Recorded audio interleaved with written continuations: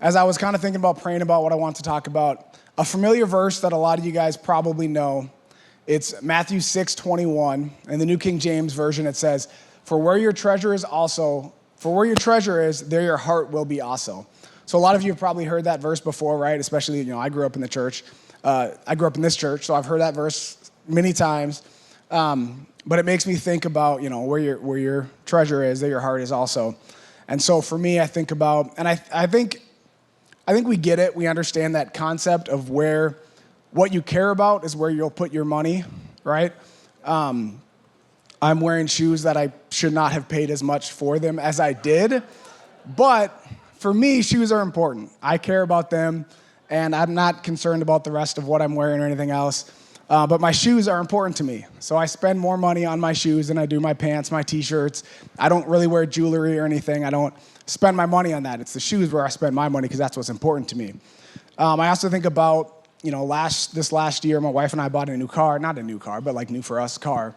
And I spent a little bit more to get like the blacked out package because that was important to me. I wanted it to be blacked out. I could have saved some money and got, it's not like anything like really nice. It's not a Lambo or G-Wagon or anything. It's a Chevy, but I wanted to get like a nice Chevy, okay? So, yes, Chevy fans. So I'm just saying, for me, it was worth spending a little bit extra because I cared about it. And I know shoes, cars are, worldly possessions, and they're not, it's not as important. But I want you to think about where you put your money and what's important to you. I went to a private school. In fact, I went to Maranatha Christian Academy. Shout out anybody. The school right down here. But when people find out I went to a private school, they're like, oh, you must be rich. And I'm like, well, no.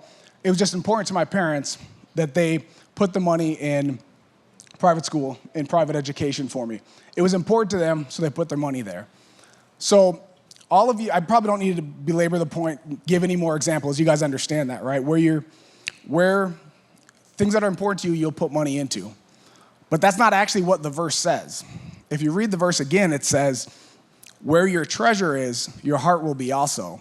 So actually, and yes, it's true that if you care about something, you put money in it, but what this verse is actually saying is the opposite.